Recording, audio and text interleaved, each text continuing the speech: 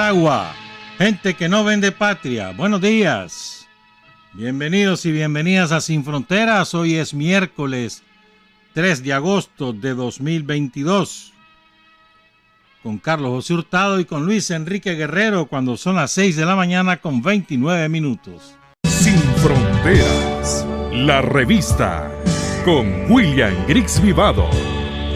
En la primerísima 91.7 y 105.3 FM.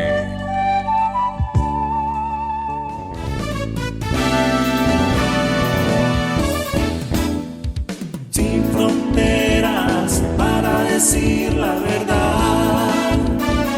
Sin fronteras, trabajar, avanzar, combatir, vencer. Sin fronteras.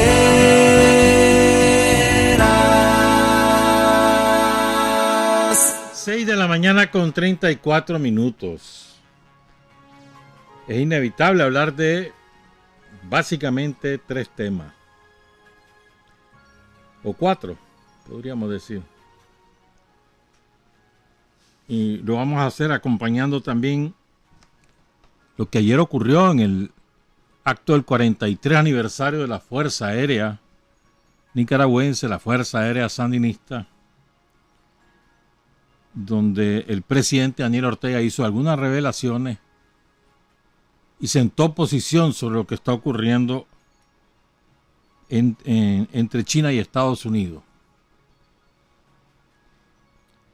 Pero primero, y después hablo de otras cosas, ya vamos a ocuparnos de eso. Pero primero hablemos del otro evento que ocurrió en esta semana. Yo creo que, me parece a mí, pues que debemos considerar el panorama nacional desde una perspectiva política un poquito más amplia. Después que la burguesía nicaragüense, el gran capital, apostó por el somocismo, renunció a su alianza con el sandinismo y apostó por el somocismo, fracasó en su aventura de una manera estrepitosa, y eso le costó al país no solo miles de millones de córdobas en pérdida, sino además la vida de más de 250 personas, incluyendo a 23 policías. Después de esa ruptura que la hizo la burguesía nicaragüense, el gran capital, esto es muy importante recordarlo. O sea, y es además un hecho histórico. Porque si bien hubo una alianza temporal entre el Frente Sandinista y la burguesía al final de la guerra contra Somoza, esa alianza se rompe en marzo del 80, cuando, a instancias de Estados Unidos, Alfonso Robelo y Violeta Chamorro deciden abandonar la Junta de Gobierno y el COSEP inicia como partido de oposición, como real partido de oposición, y simultáneamente Estados Unidos empieza a organizar la contrarrevolución. O sea, fue una alianza temporal que duró más o menos de julio del 78, más o menos, hasta más o menos marzo, abril del 80. O sea que 18 meses más. Fue una alianza política. Pues lo que pasa es que, recordemos, la burguesía en aquel momento aspiraba a compartir el poder con el Frente Sandinista, o en su máxima aspiración era a sustituir al Frente Sandinista como fuerza de poder emergente una vez que el somocismo hubiese sido derrocado. Lo que pasa es que la burguesía pierde esa apuesta, y esto es importante recordarlo, por la fuerza del pueblo de Nicaragua, que arrasó con el somocismo.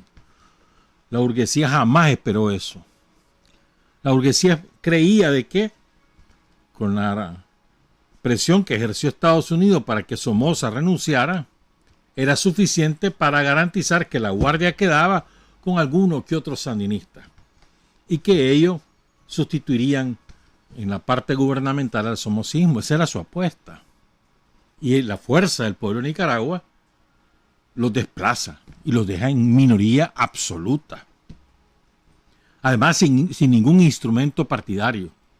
Porque recordemos, los dos instrumentos políticos que habían en Nicaragua legalmente reconocidos por el somocismo eran el Partido Liberal Somocista y el Partido Conservador. Partido Conservador como los Timbuco y los Carandraca, pues como el tradicional partido de la oligarquía conservadora, y el Partido Liberal, que había sido desnaturalizado por el somocismo y se había convertido en el partido de la dictadura. Habían otras organizaciones partidarias, pero eran ilegales, como el PLI o el Partido Socialista o el Partido Social Cristiano, entre otros, pues.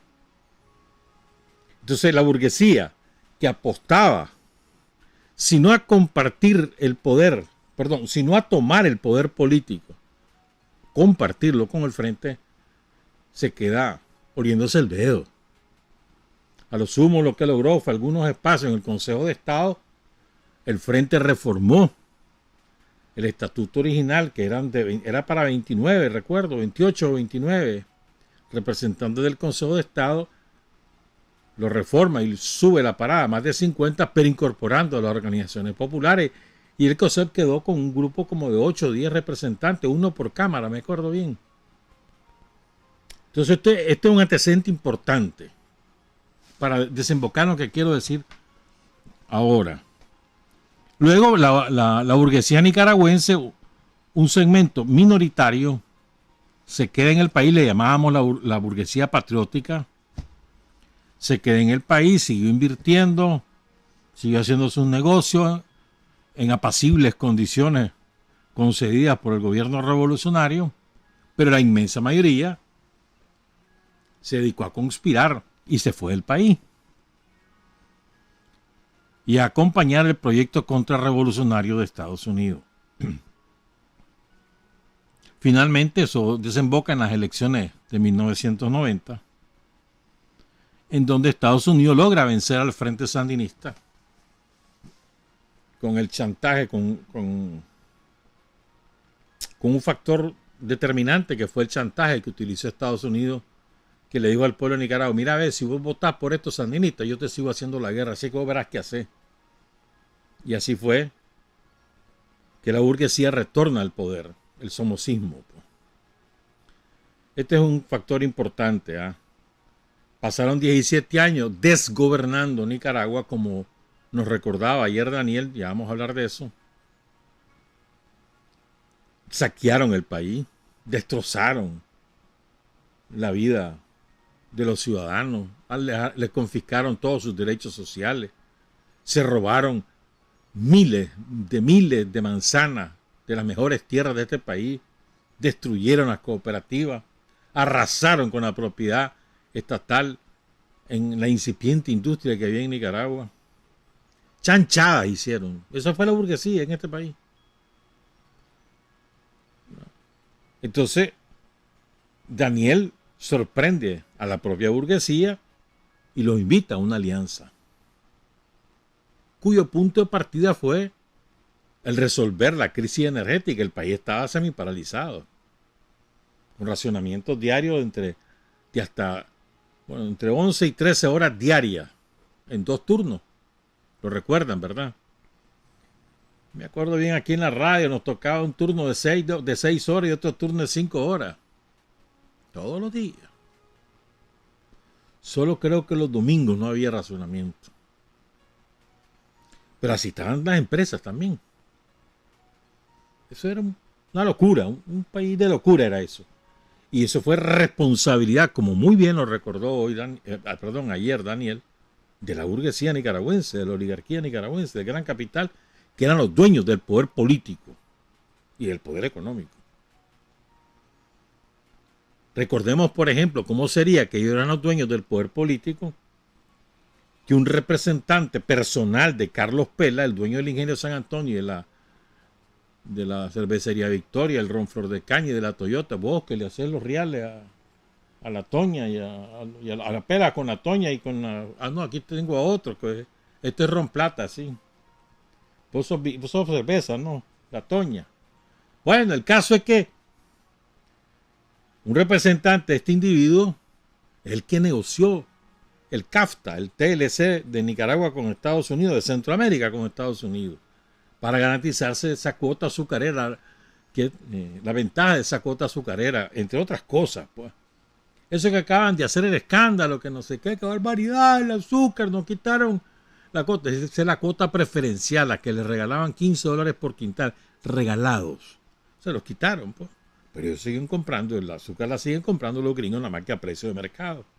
Ya les quitaron el favorcito de darles $15 por quintal. Bueno. Y así, entonces Daniel lo sorprende, le ofrece, va, pues aliémonos, y empezamos aquí, pues. Pongámonos de acuerdo en tal cosa. Y ahí se fueron poniendo de acuerdo en un montón de cosas y se hizo una alianza muy sólida y estable, al punto que Daniel le propone al Consejo, hagamos una reforma constitucional e incorporemos el modelo tripartito como una norma constitucional, y así se hizo. Aquí, como todos sabemos y recordamos, aquí el presidente del COSEP, Chano Aguirre, el eterno presidente que ahora bien preso está, mandaba. Tenía su oficina en la Asamblea Nacional y mandaba. ¿Va? Pero, como la oligarquía en Nicaragua nunca ha tenido patria, siempre ha sido servil, sirvienta, vendepatria, siempre ha sido pro-yanqui toda su vida. Todos esos apellidos que se las pican ahí de muy civilizado y muy demócrata son unos arrastrados pro-yanqui. Serviles, sirvientes, lamebotas y otras cosas de los gringos. Siempre. Entonces pudo más su condición de servilismo, ¿verdad?, que el interés del país, incluso su propio interés de su negocio. Pudo más el que los yanquis le decían, vení, yo en 3 meses voy a votar a Daniel, ahí lo llego a sacar. Se lo prometieron. Ya tengo en mi bolsa el ejército, le decían. Estamos esperando todavía. Como decía aquel idiota que está preso también. Aquí viene el portaaviones, ¿te acordás? Ya salió del canal de Panamá. Bueno. Y se lo creyeron. Los Ramiro Ortiz, los Sacasa, los Tano Baltodano, los Zamora, los Pela. Todos ellos se lo creyeron. El otro, aquel metido con el narco aquí de Chinandega, mejor me callo la boca para no decir su nombre, no vaya a ser, ¿verdad? Y hasta tiene ahí una agencia de remesas y no sé cuánto. Bueno, todos ellos se creyeron el cuento. Quedamos de viaje, los gringos están con nosotros, ya están en los Monreal, ya nos mandaron los francotiradores, ya tenemos las armas, vámonos. Se la creyeron. En 3 meses estaban derrotados, militarmente derrotados. Al terminar 2018 estaban políticamente derrotados. Y ahorita, tal y como estamos, están económicamente derrotados, ¿eh? Derrotan completa. Ideológicamente derrotados también. Entonces les cuento todo eso para que pasemos a la otra esfera. ¿Qué pasó con los instrumentos partidarios? Bueno, ellos construyeron la UNO, que era una mezcolanza, una sopa de siglas que no es cuando eran 21, creo, los partidos que tenía la UNO, algo así era. Pero había evidentemente, ¿verdad?, partidos que tenían un peso dominante. Uno de ellos eran los socialcristianos y los otros eran los liberales independientes. Pero Arnoldo Alemán logra construir de un esqueleto, eso era prácticamente un cadáver. Alcanzaban en un sofá todos los miembros del PLC. Y Alemán se adueña de ese partido y le convierte en el partido dominante de la clase oligarca de este país. Y lo hizo con los fondos de la alcaldía de Managua, con el discurso antisandinista a ultranza, saqueando el erario público y haciendo rotondas, ¿te acordás? Rotoldo, le decíamos, ¿te acordás? Y la gente omnibulada, la rotonda, todo, qué bonita está Managua con la rotonda, y los barrios hechos paste, man. Las aguas negras por todos lados, las calles destripadas, las inundaciones a cada rato. Pero había rotonda. Y la propaganda, los medios. En aquel tiempo no había redes sociales, hermano. Los medios, la televisión y los diarios. Entonces ese era su instrumento partidario. Se quisieron adueñar del frente. Hicieron una maniobra. Humberto Ortega, Sergio Ramírez y Toño Lacayo, para adueñarse del frente. Ese era su proyecto, para desnaturalizar al Frente Sandinista, castrarle su esencia revolucionaria y convertirlo en un partido como esos partidos de basura que hay en Europa y que le llaman izquierda, todos los socialdemócratas, así, o como el Partido de Liberación Nacional allí en Costa Rica, que es una basura, lleva 3 derrotas consecutivas y ya todo el mundo se está yendo, hasta la chinchilla renunció a su partido. ¿Ah? Que así querían hacer del frente, partido moderno. Había una señora ahí que andaba con Ramírez que decía, mano, ya eso de las luchas callejeras, eso es cosa del pasado. Nosotros tenemos que ser democráticos, tenemos que entender que ya eso del socialismo ya pasó a la historia, eso no existe, eso se terminó.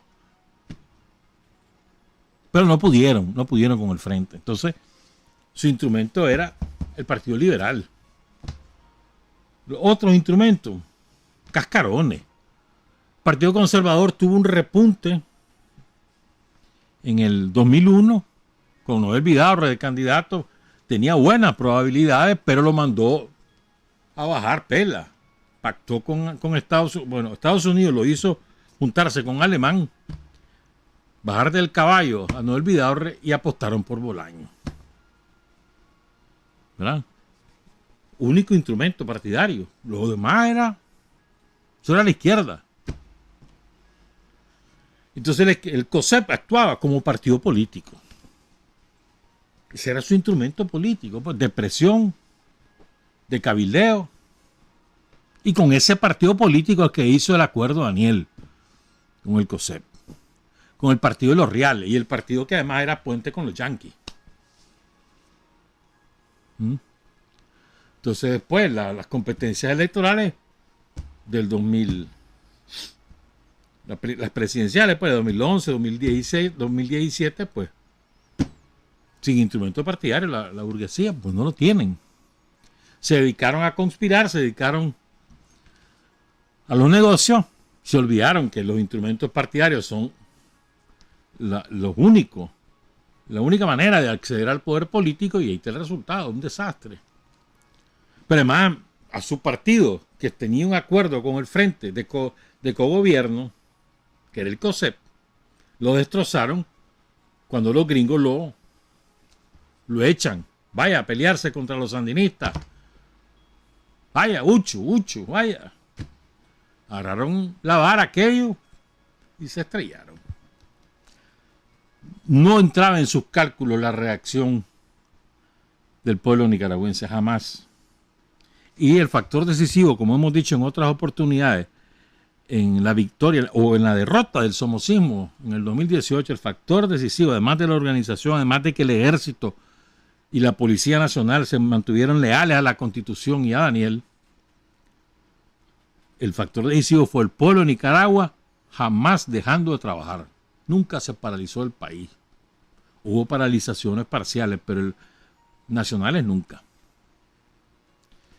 Entonces, bueno, el COSEP se mete a esa aventura, vende la patria, se vende como cualquier mercenario. Y ahí están presos.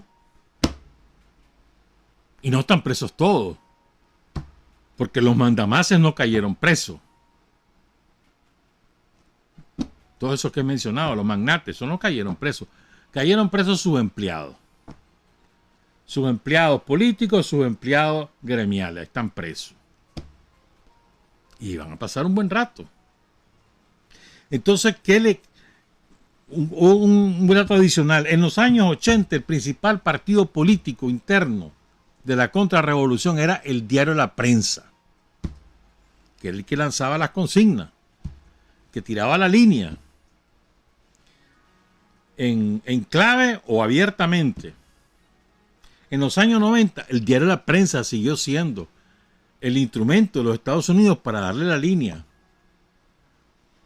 a su gente aquí en Nicaragua. Entonces tenían dos instrumentos, el instrumento mediático, que era la prensa, y el instrumento partidario, que era el COSEP. Bueno, ese instrumento, la prensa, ya no existe en términos reales. No porque existiera una voluntad política del Frente Sandinista, voy a cerrar la prensa. No, si no hace falta. Todos los diarios impresos en el mundo, todos están en crisis. En todos lados están cerrando sus ediciones impresas porque a nadie compra periódicos. Todo el mundo lo que hace es consumirlo por la vía digital. En todas partes del mundo. En algunos países llegó más tarde que en otros. Y te estoy hablando de grandes diarios, supuestas instituciones como el New York Times, o el Washington Post, el Wall Street Journal, o Los Angeles Times, qué sé yo, pues, o Le Monde. Entonces ese instrumento pasó a la... listo y servido, pasó de noche. O como decía Rosario ayer, se lo llevó el viento. ¿Me entendés? ¿Qué le queda a Estados Unidos en Nicaragua? ¿Qué le queda? Tenían dos cosas. Bueno, ya te he señalado, ¿no? COSEP como su principal partido, actuaba como partido político, como cabildero para sus intereses económicos y como cabildero político y como canal de comunicación con los yanquis. La prensa ya no tenía ningún papel, cada vez menor, además poco representativa. Y luego tenían dos instrumentos más. Un ejército de organismos no gubernamentales que ellos financiaban junto con sus subalternos de Europa, escudándose bajo distintos paraguas. Inventaban: yo por los derechos indígenas, yo por los derechos humanos, yo por los derechos de las mujeres, yo por la ecología, yo por cualquier tontería, yo por la capacitación de los jóvenes, yo por no sé qué cosa. Montones.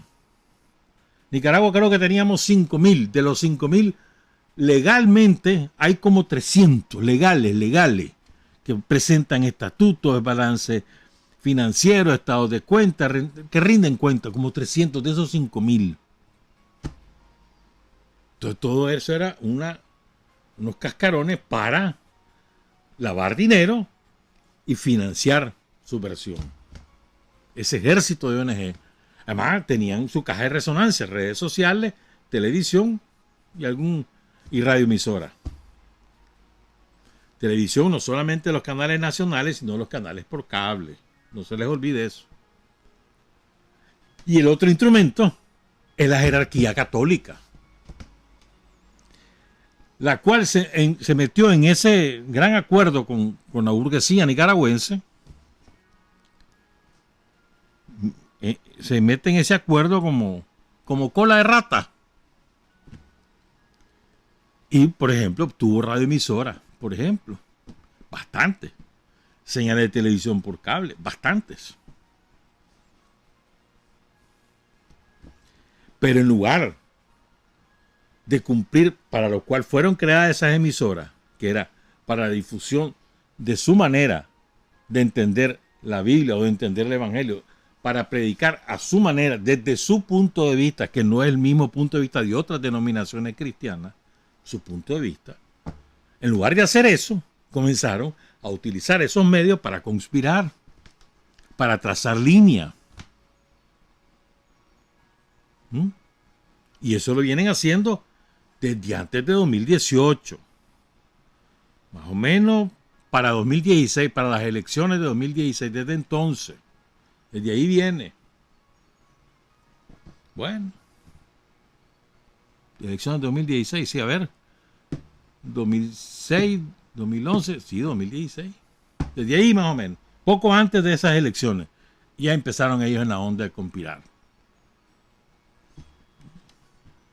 Y a utilizar el espacio radioeléctrico nicaragüense, que es propiedad del Estado de Nicaragua, no es propiedad privada. En ninguna parte del mundo, literal, ni Gringolandia, ni en ninguna parte del mundo. El espacio radioeléctrico, donde están las ondas que permiten la emisión televisiva, o sea, audio y video, o solo audio, o telefonía celular, o telefonía satelital, todo eso es propiedad del Estado. Las radios, las televisoras recibimos una concesión del Estado que hay que renovarla año con año, de acuerdo a la ley y a un reglamento que emite el ente regulador, que es Telcor. Pero el espacio radioeléctrico es del Estado. Entonces, ¿qué es lo que le quedan a los yanquis aquí? Les liquidamos su tropita de ONG. Ya no pueden lavar dinero por ahí. Ya no pueden andar sembrando subversión por todos lados. Ya no. Les queda, ya no tienen Alcocep. Ahí está preso. La mayor parte está Heli preso, está el Chano preso, está el otro. Rivas preso, no me acuerdo quién más. ¿Ah? ¿Mandó? Te queda la jerarquía católica.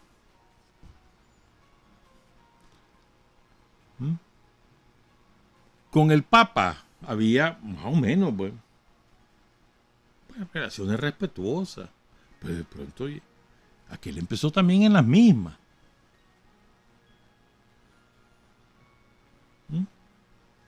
Entonces aquí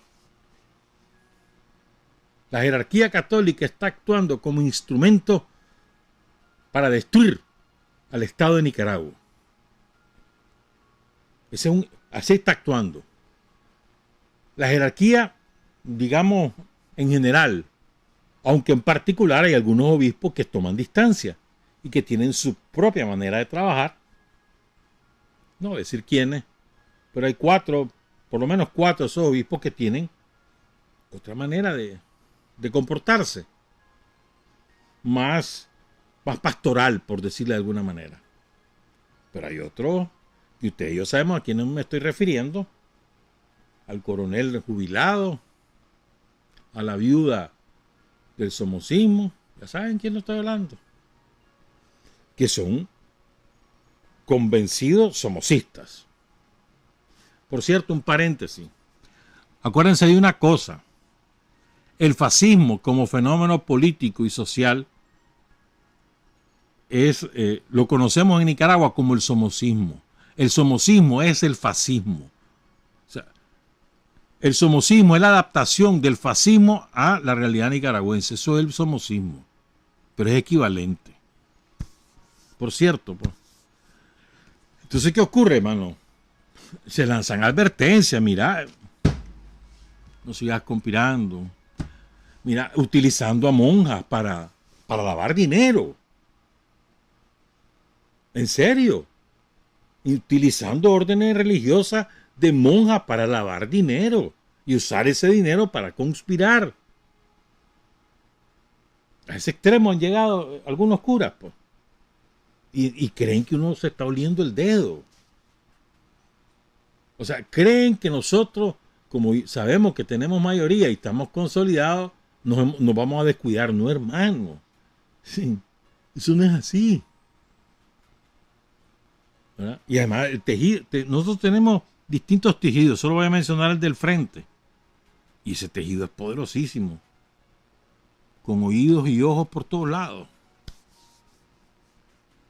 Entonces llega un momento en que uno dice, ya está, ¿qué es la cosa? Sobre todo con la viuda. No, hombre. Pero hay otros, pues. Empezando con la viuda, pues. Entonces quisieron armar su bullita ahí en Ceiba. Armaron su bullita. Pero además, con los mismos métodos de 2018. Le pusieron salsa de tomate a uno ahí para que apareciera con el ojo rajado. ¿En serio?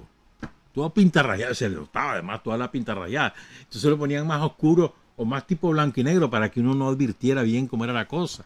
Después sacando municiones. ¿Cuál? Si no hubo disparo. Hubo disparo al aire, eso sí. Pero la gente a nadie. El drama, nos están atacando. No le pararon bola, le duró 3 horas el bochinche.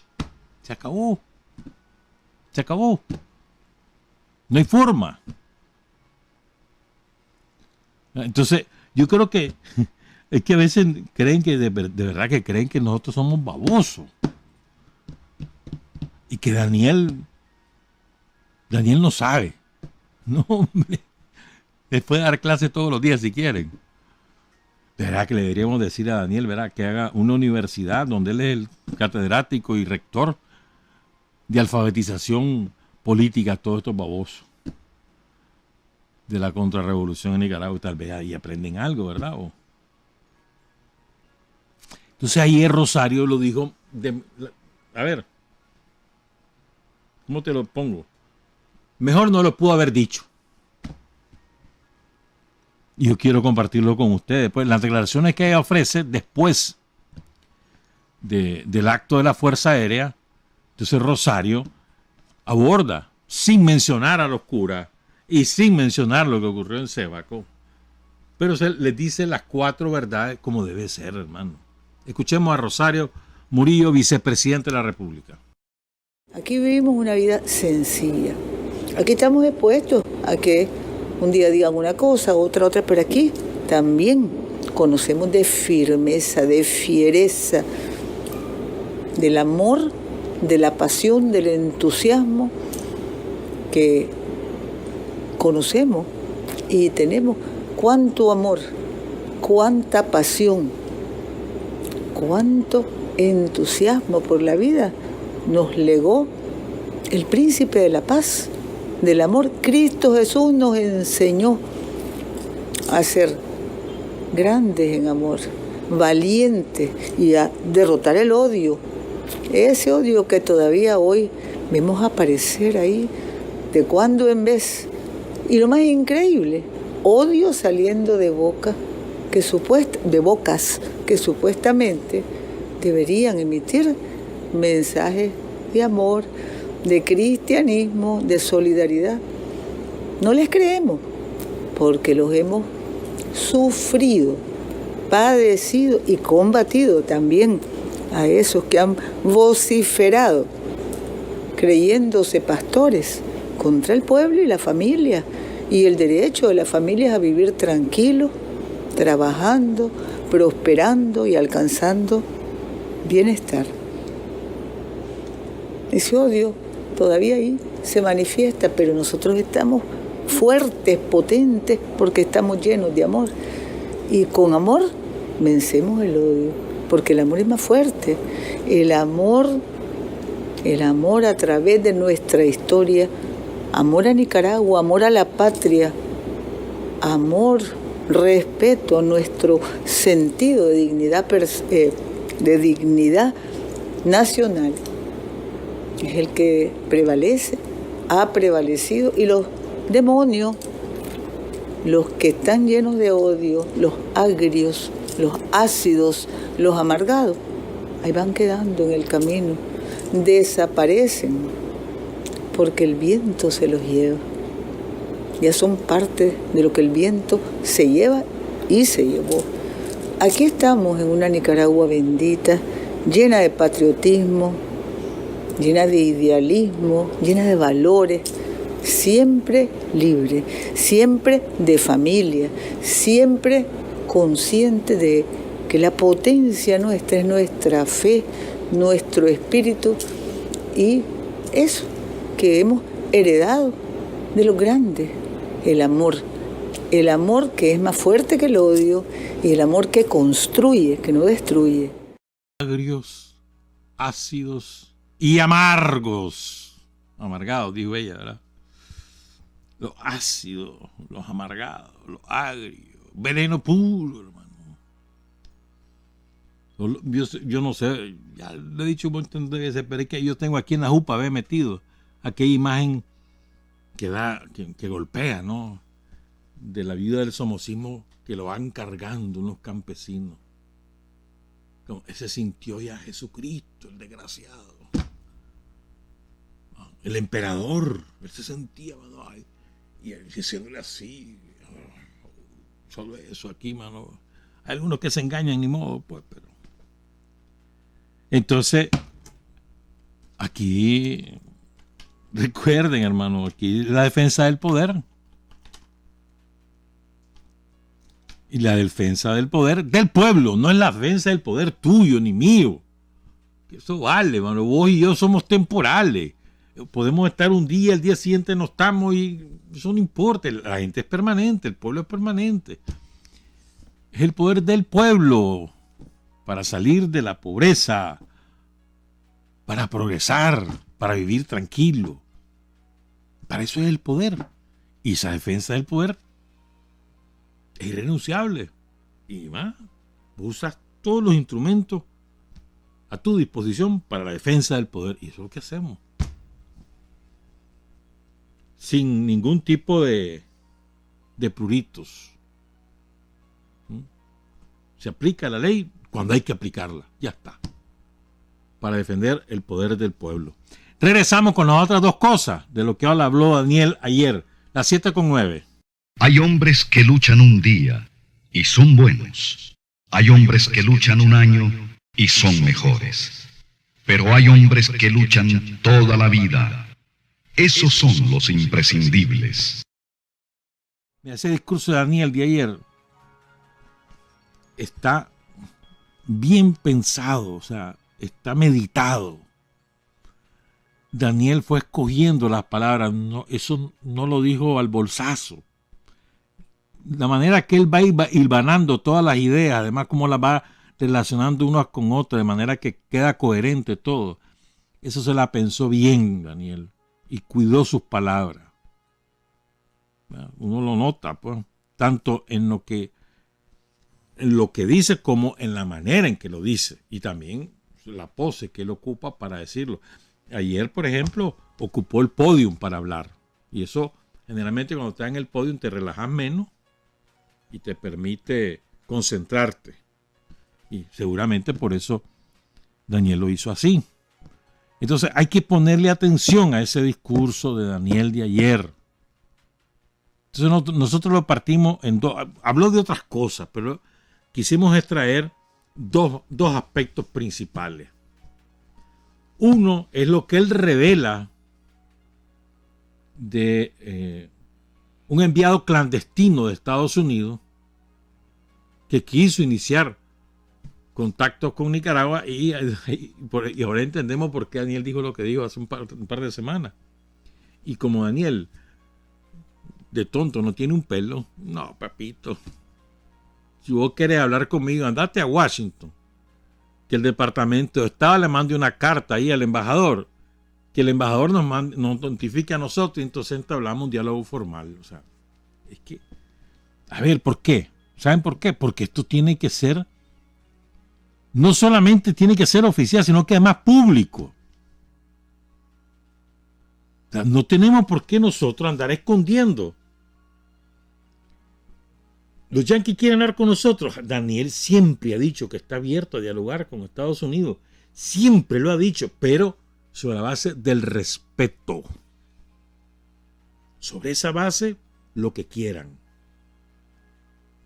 Y parte del respeto es, hermano, ustedes no ven aquí clandestino, porque vino clandestino y quería que la reunión fuera clandestina también.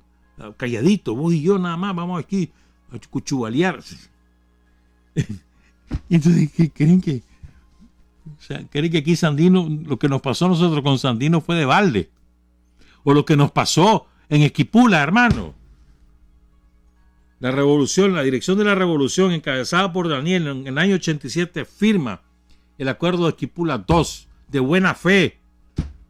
Reforma la Constitución, adelanta las elecciones con el compromiso de Estados Unidos de desarmar a la contra y de cesar la guerra. Nunca cumplió. Tan es así que más de 20,000 contrarrevolucionarios se desarmaron con la Violeta. ¿Cómo sería? ¿Ya? Sí, o sea, si no es de balde que nos han pasado esas cosas. Entonces, Daniel que tiene un olfato además privilegiado. Por eso siempre he dicho, es la síntesis de todo lo que era experiencia del frente, la tiene Daniel, hombre. Entonces le digo, no, espérate, ¿qué es eso, clandestino? Y en secreto, no, espérate, anda a buscar cómo irte a Washington. Anda a decirle a tu jefe del Departamento de Estado. Hay que le mande la carta a Francisco Campbell, nuestro embajador allá. Y después ahí vemos. Pero todo oficial. Canales oficiales. Entonces, vamos a escuchar esta explicación que nos ofrece Daniel y las razones por las cuales se hizo de esta manera. Aquí, Nicaragua, pequeña nación. Yo siempre peleando con Nicaragua. Y con esa prepotencia. Por un lado, nos mandan mensajes que les interesa abrir comunicación. Esto ya hace unos meses.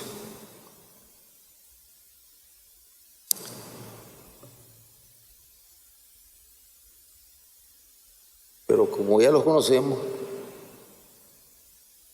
por eso yo le recordaba la historia de Sandino. ¿Sí? Diálogo, paz, comunicación.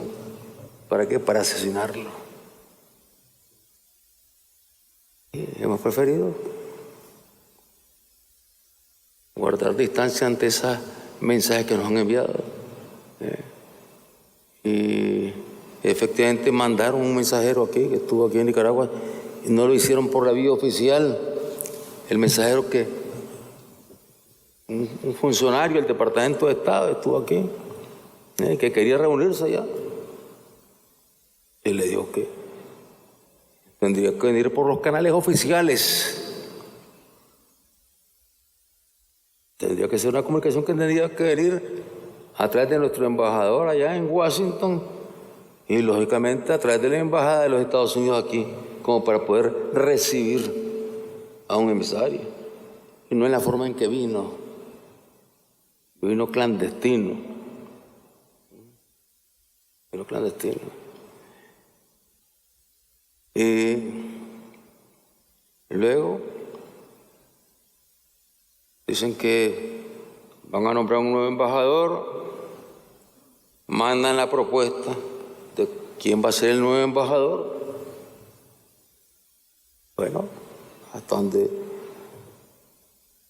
se puede leer pues, en lo que es el historial de un candidato a ser embajador, pues dijimos, vamos a dar el placer. Y va al Congreso, entonces ya con el placet.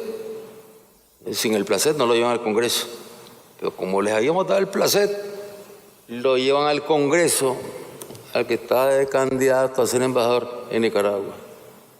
Bueno, y se suelta a hablar el tipo,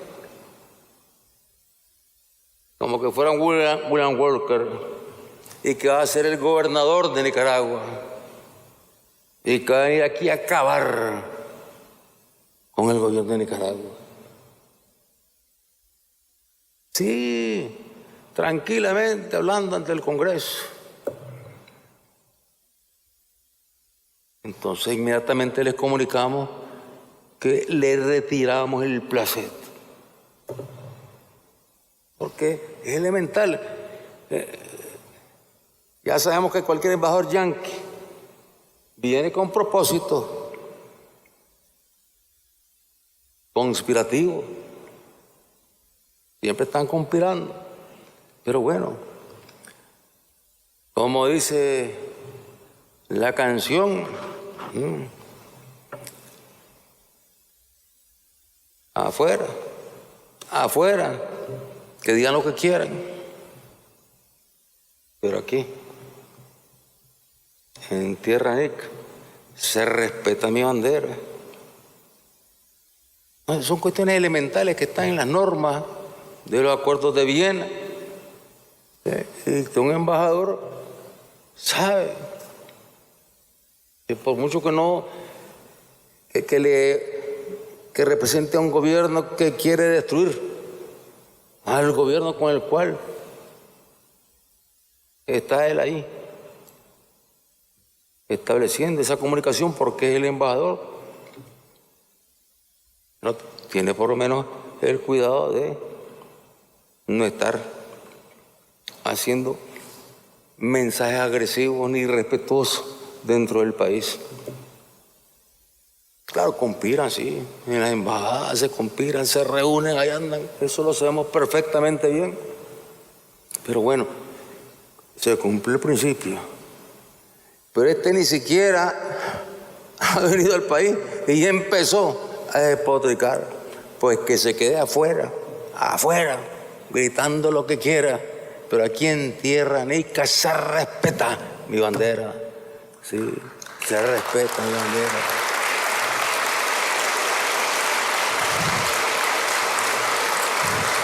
Ahora, no sé hasta qué punto. Esa información no la puedo confirmar, pero sí, en La Voz de los Estados Unidos están informando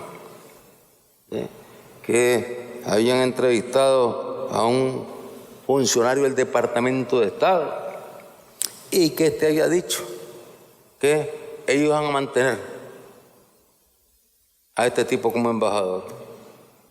¿Será que lo van a querer meter como un avioncito como se metieron ahí en Taiwán?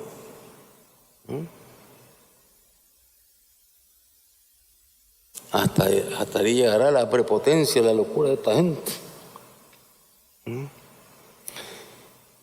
Tienen que aprender a respetar.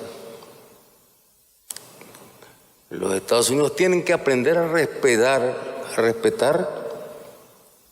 a todos los pueblos del mundo, si quieren que se les respete a Dios. Mientras tanto, pues, bueno, la lucha va a continuar. Y como les decía, en medio de todas estas explosiones de violencia que se presentan por todos lados en nuestro planeta, estas tensiones económicas, tensiones alrededor de los combustibles, tensiones alrededor de los alimentos, o sea, todas las grandes tensiones que hay en estos momentos en el mundo, ¿no? En medio de todo esto, aquí se está formando, están haciendo un nuevo mundo. Están haciendo un nuevo mundo. Y ese nuevo mundo va a ser un mundo democrático, donde habrá respeto entre las naciones, donde habrá cooperación entre las naciones, donde no habrán amenazas entre las naciones. Yo tengo la certeza, la seguridad que ese mundo se está construyendo, está forjándose ya, se está forjando ya. Y que ese es el mundo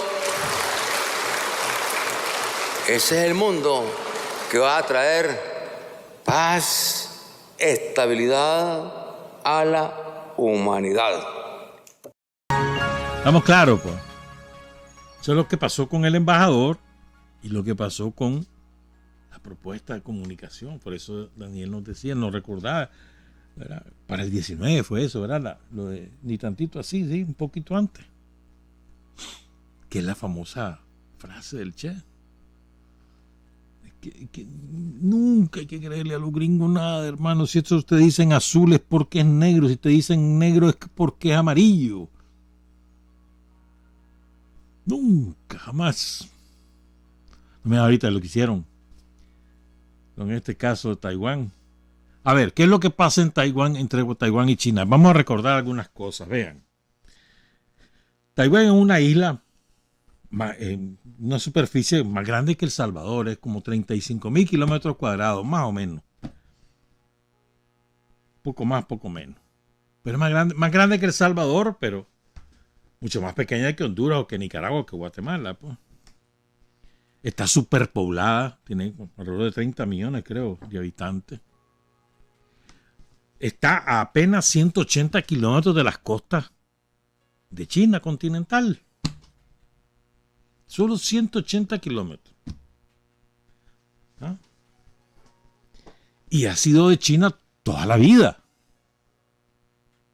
¿Qué fue lo que pasó? Yo les conté la otra vez y ahora se los vuelvo a contar. En China se desata la guerra contra la ocupación japonesa que hizo. Los japoneses hicieron en China atrocidades inimaginables. De las peores atrocidades de la historia las hizo Japón en China.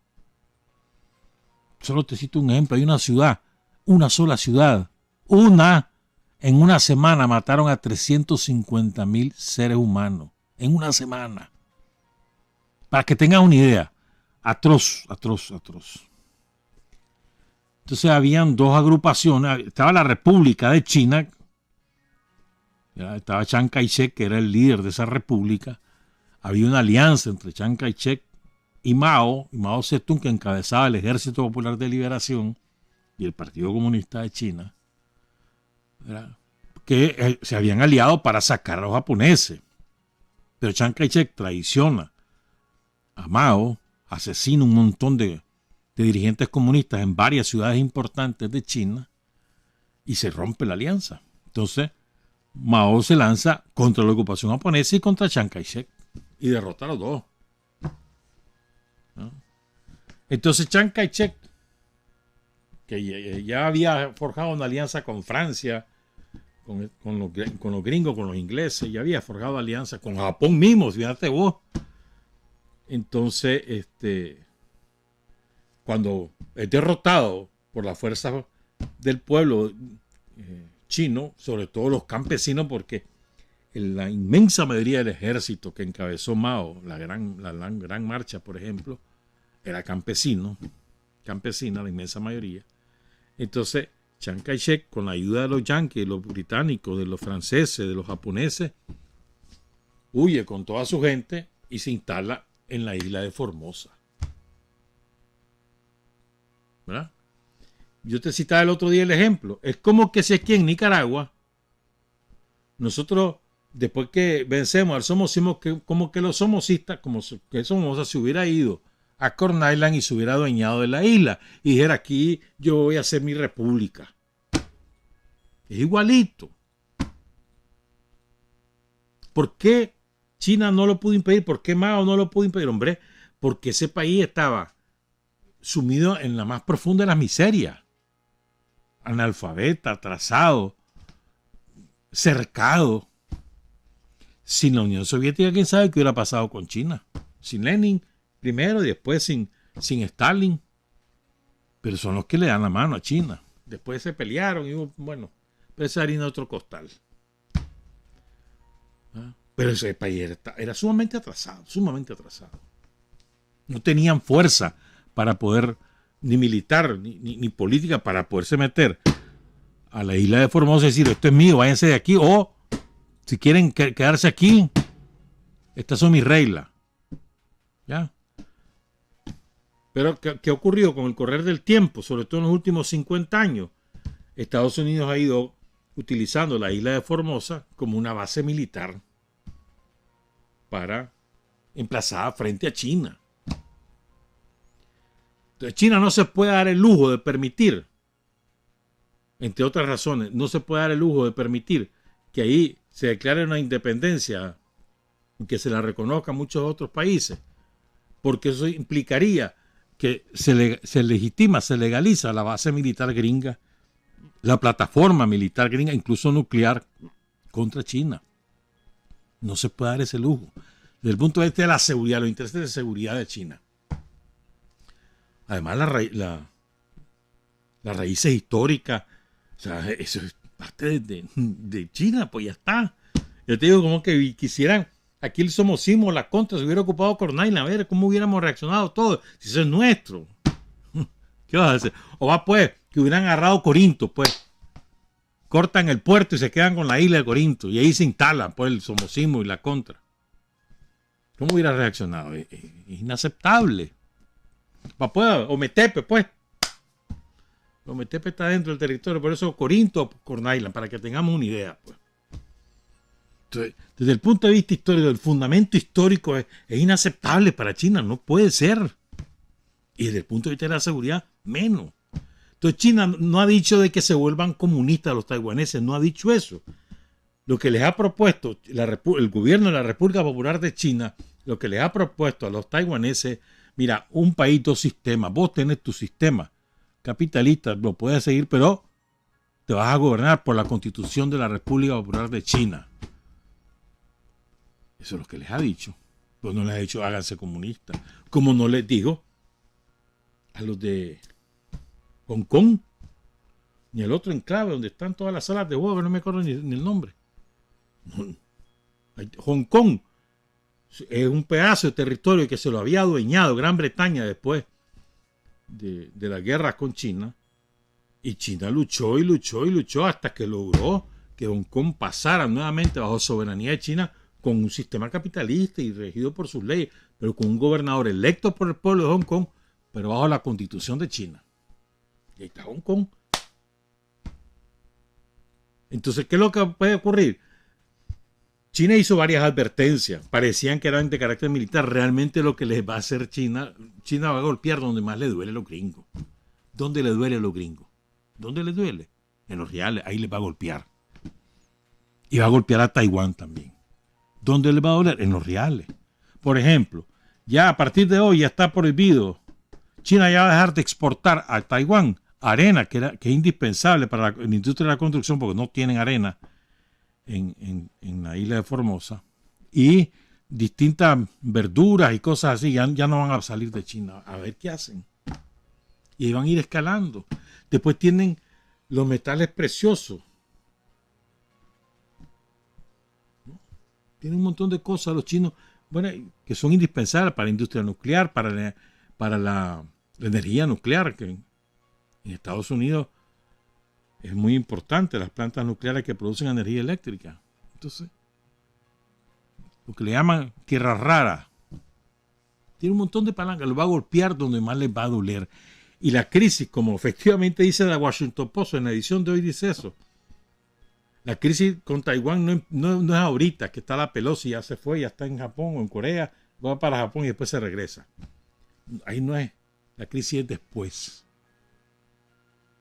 O sea, mañana empieza el ejercicio ya en serio de China rodeando la isla por seis distintos sitios con portaaviones y demás. Y a ver qué pasa. Ahí lo que va a hacer es, decía ayer China, ¿verdad? Esto acelera la integración de Taiwán a la República Popular de China. Eso es lo que va a ocurrir.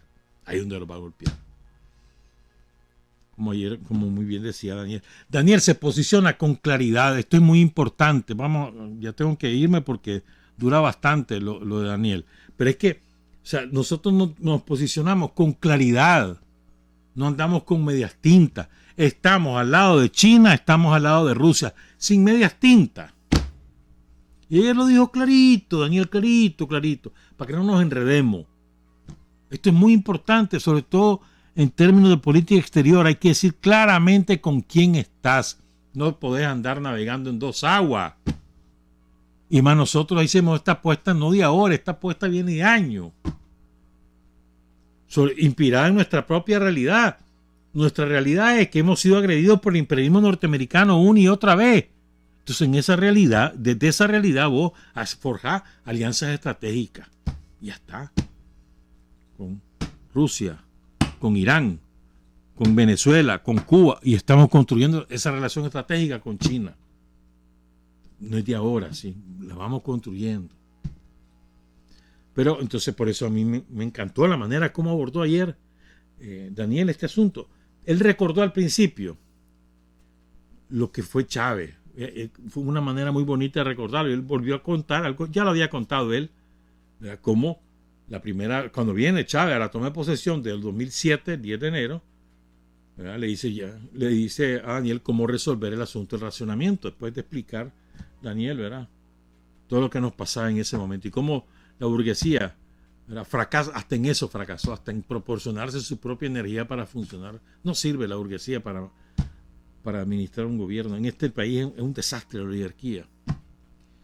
Entonces después Daniel sienta su posición en estos temas geopolíticos. Pero ya te digo, con claridad, sin estridencias incluso. Pam, pam, pam, aquí está, estos somos, y a esto apostamos, y esta es nuestra posición. Escuchemos al presidente Daniel Ortega. Y me dice Chávez, como un buen hermano y un buen cristiano, me dice, esto lo resolvemos ya. Tenemos plantas que van para Venezuela, las tenemos ahí en Cuba. Las vamos a traer ya para Nicaragua y que ustedes puedan contar con la energía para poder garantizar las actividades básicas, mínimas de este pueblo. Y así, de la palabra a la acción, fue aquello increíble, cómo empezaron a llegar las plantas de energía y cómo respiró el pueblo nicaragüense y cómo respiraron los capitalistas proimperialistas que no se preocuparon por invertir en plantas de energía mientras estuvieron 17 años en el gobierno, en el poder. Y lógicamente ahí no había Estados Unidos dispuestos a brindarle esa cooperación a este pueblo. Solo una revolución con un alma verdaderamente generosa, revolucionaria, como la revolución bolivariana podía comportarse de esa manera. Y en ese momento no nos pidió Chávez ni garantía, ni que firmemos aquí un contrato para que garanticemos que ustedes luego nos van a pagar las plantas. No, había que traerlas. Y vinieron las plantas. Y eso es lo que ha permitido que Nicaragua camine como ha venido caminando.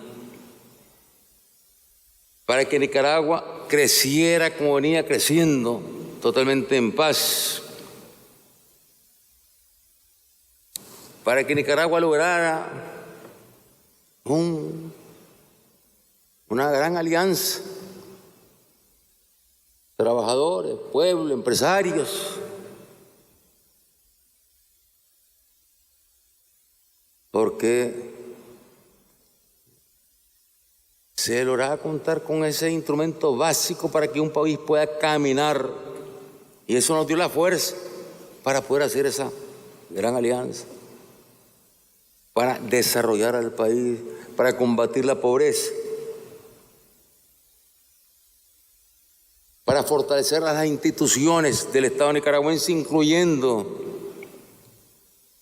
al Ejército, a la Policía, a la Fuerza Aérea, a la Fuerza Naval.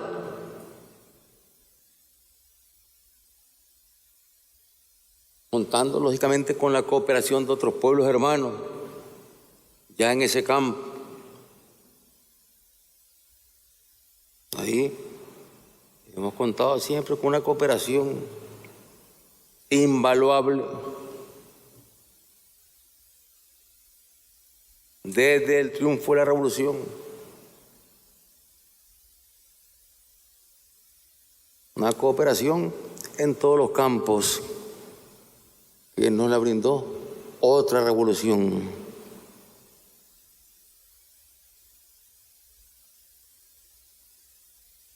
La Revolución de Octubre, la primera revolución que se produce en el mundo y que en medio de los antagonismos, en medio del acosamiento, en medio del bloqueo, porque en medio de la contrarrevolución que se lanzaba contra la Revolución de Octubre, nos encontramos con la Unión Soviética.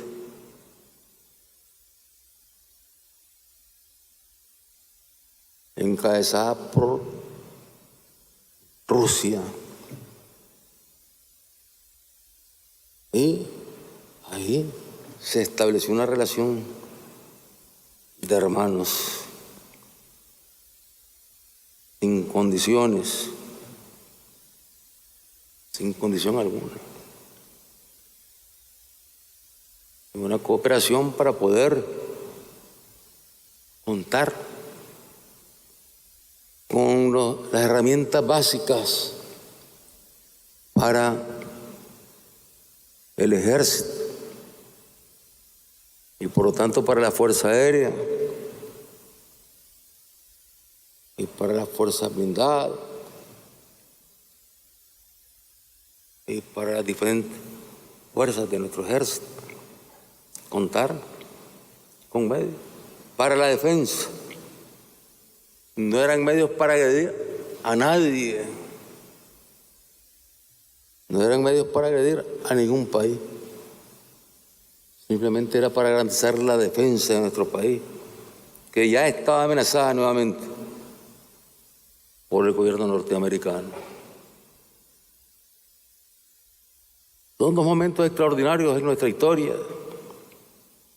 La cooperación invaluable del pueblo ruso, encabezada entonces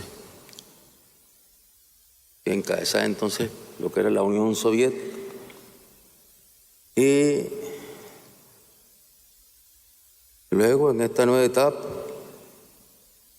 la cooperación invaluable de la revolución bolivariana encabezada por el comandante Hugo Chávez. Y en esta nueva etapa nos enlazamos nuevamente, como era de esperarse, con la Federación Rusa. Y nos enlazamos. Era normal que nos enlazáramos. Con un sentido de cooperación, con un sentido de amistad.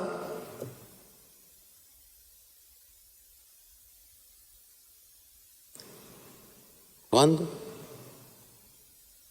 Cuando los Estados Unidos andan donando trigo,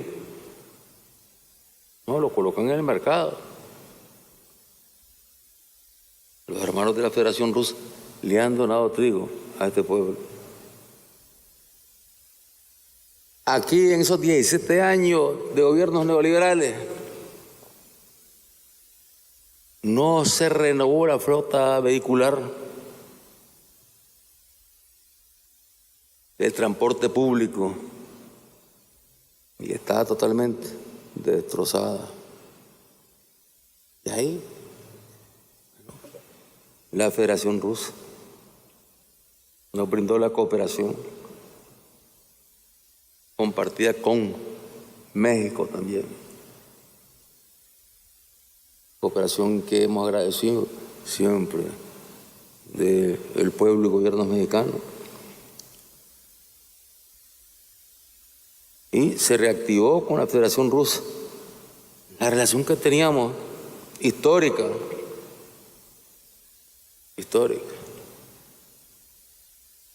respetuosa, fraterna, y luchando ambos, lógicamente, por la paz en el mundo, luchando por la defensa de la soberanía de los pueblos, luchando por el derecho de los pueblos, de las naciones. Y hoy, queridos hermanos nicaragüenses, querida familia, con un mundo que va de explosión en explosión,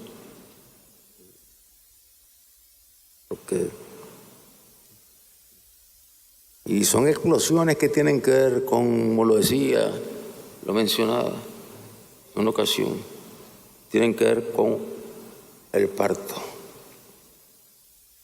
Está naciendo en el mundo un nuevo orden. Está naciendo un nuevo orden que sepulta al imperialismo, sepulta a los colonialistas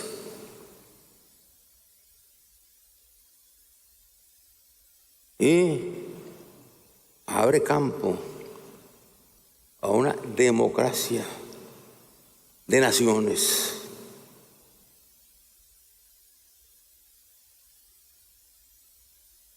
un multipolarismo que se está manifestando de diversas formas. Vemos las iniciativas surgiendo en diferentes espacios. Y vemos, por otro lado, al imperialismo norteamericano tratando de mantener su hegemonía a toda costa, aún a riesgo de hundir su propia economía. Pero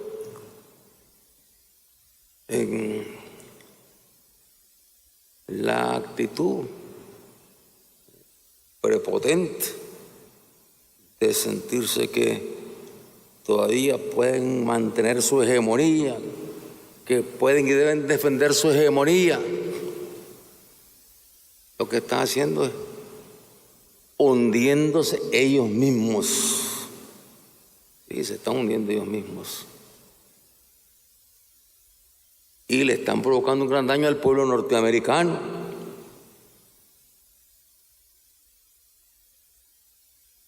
Y con todas las sanciones que le han impuesto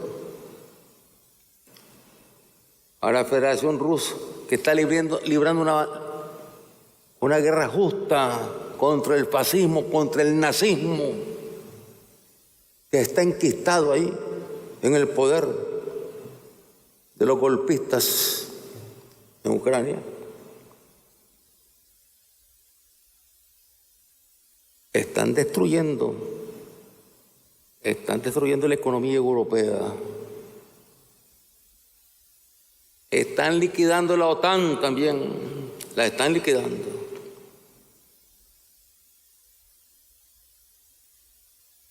Con cada acción agresiva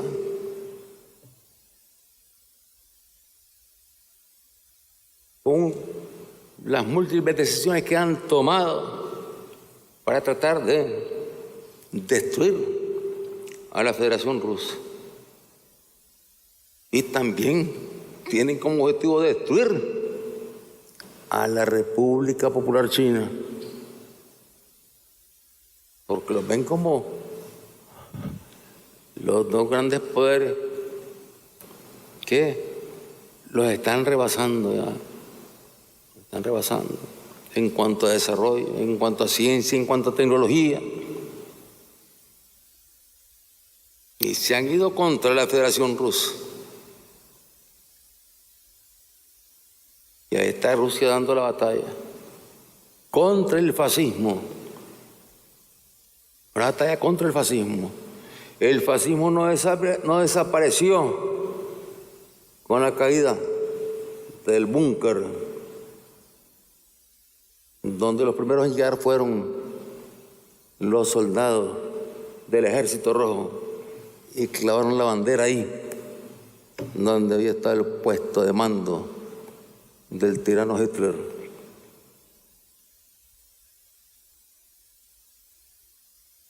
El fascismo dejó sus raíces y está enquistado en algunos países europeos, ¿sí? En países europeos, donde abiertamente, y está enquistado en la sociedad norteamericana.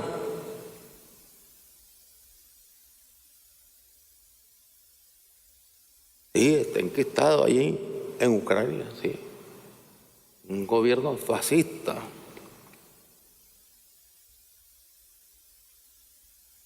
Y mientras está esta situación que afecta a los países más ricos, afecta a toda la humanidad, afecta a la economía mundial, pero no le importa. No le importa al imperio norteamericano, pensando que su fuerza es tan grande que logrará salir adelante atropellando y destruyendo al mundo. Y lo que sé claramente es la actitud enloquecida.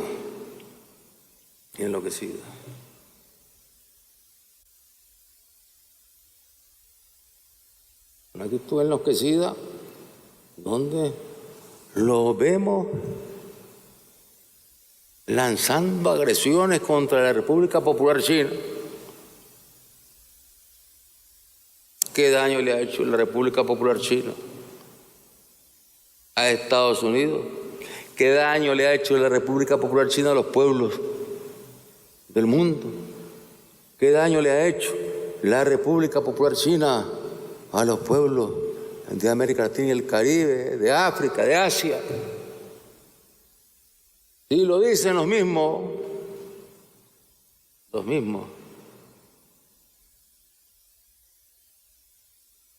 ideólogos del imperialismo, que lo que les preocupa es que venga la República Popular China llevando beneficios a estos pueblos y sienten que ahí están perdiendo el poder de mantener esclavizados a estos pueblos. Lo dicen con toda claridad. O sea, molestos, indignados, porque la República Popular China está colocando miles de millones en África, en Asia, en América Latina. Son inversiones para el desarrollo de nuestros pueblos. Para ellos está malo. ¿Por qué no hacen eso ellos? ¿Por qué ellos no traen esas inversiones? ¿Por qué nunca las han traído en las condiciones en que las está trayendo la República Popular China? Pero en un acto realmente de enloquecimiento se lanzan contra la República Popular China. Simplemente porque es una potencia que está creciendo sin hacerle daño a nadie. Y lanzan un desafío, una provocación. El día de hoy,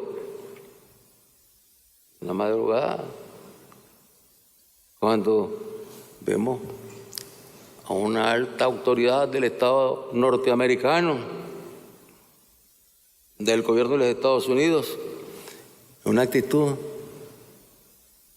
prepotente de invasión. Es un acto de invasión. Eso está en la sangre del imperio yanqui, la práctica de la invasión. Y dice, allá voy.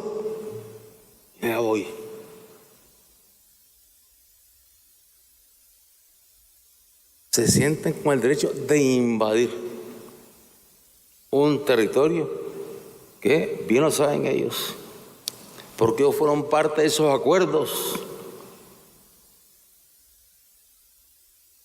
y fueron parte de las resoluciones que se tomaron en Naciones Unidas cuando acordaron la existencia de una sola China.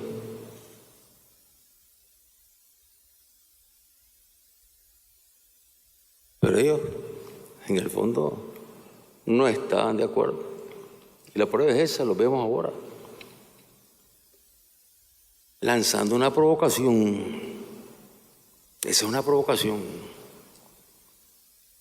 Porque es una potencia como Estados Unidos invadiendo, ¿sí? Entrando con su avión oficial. Una de las más altas autoridades del Estado norteamericano.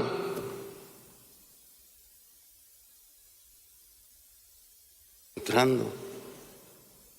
Porque ella sí lo decidió. Y porque se lo está avalando y aplaudiendo el mismo gobierno de los Estados Unidos. Y es parte del gobierno, lógicamente, que se lanzara con su avión, seguro de que la República Popular China no iba a hacer lo que ellos hacen, de lanzarles un dron para destruir el avión. Porque ellos están acostumbrados a andar lanzando drones por todos lados, asesinando. Le lanzaron un dron a nuestro hermano Nicolás Maduro, allá en Venezuela, durante aquel acto, donde iban a volar.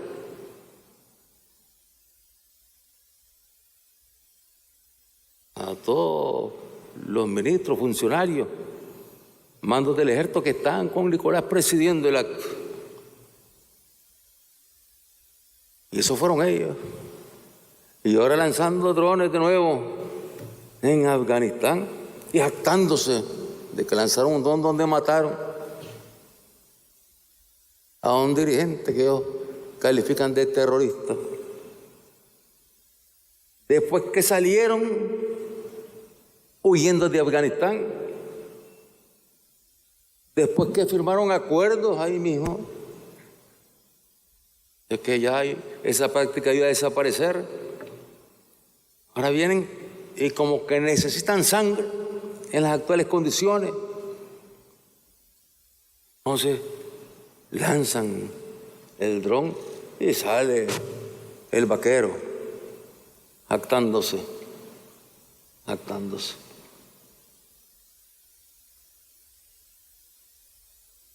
Y, como les decía, lanzaron el avión, seguros de que los hermanos de la República Popular China no son terroristas y ni van a derribar ese avión, ni van a meterle el dron.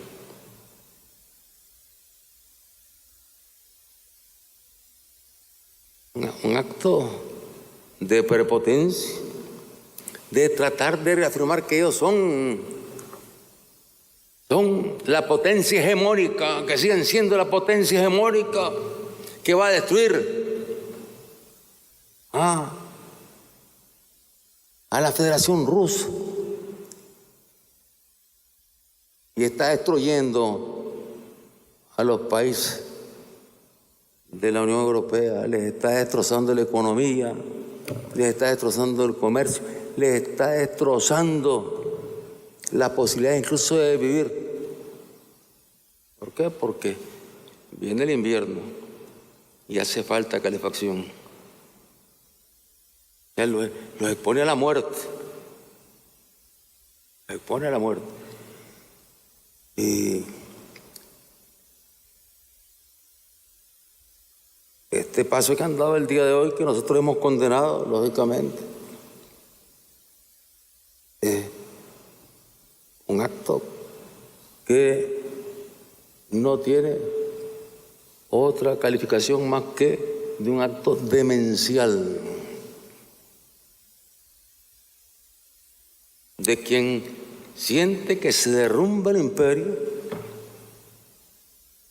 Son actos demenciales propios de los Hitler,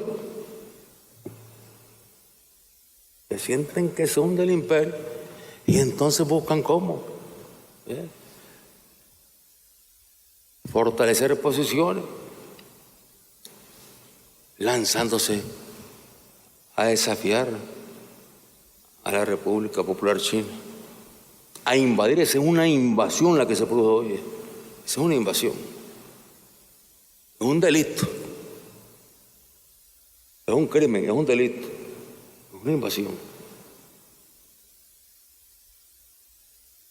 Y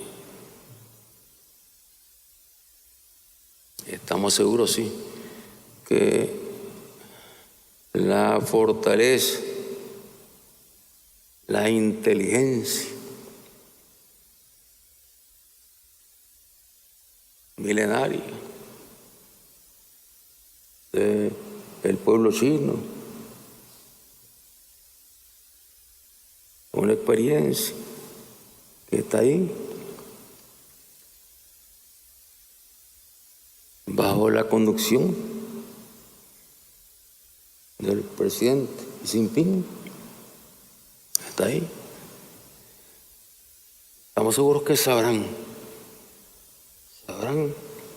dar la respuesta correcta. La respuesta correcta que va a fortalecer más a la República Popular China y va a debilitar aún más la hegemonía que intenta sostener a toda costa el gobierno norteamericano. Revolución es sentido del momento histórico. Es cambiar todo lo que debe ser cambiado. Es igualdad y libertad plenas. Es ser tratado y tratar a los demás como seres humanos. Es emanciparnos por nosotros mismos y con nuestros propios esfuerzos. Es desafiar poderosas fuerzas dominantes dentro y fuera del ámbito social y nacional. Es defender valores en los que se cree al precio de cualquier sacrificio. Es modestia, desinterés, altruismo, solidaridad y heroísmo. Es no mentir jamás ni violar principios éticos. Es convicción profunda de que no existe fuerza en el mundo capaz de aplastar la fuerza de la verdad y las ideas. Revolución es unidad, es independencia, es luchar por nuestro sueño de justicia para Cuba y para el mundo, que es la base de nuestro patriotismo, nuestro socialismo y nuestro internacionalismo.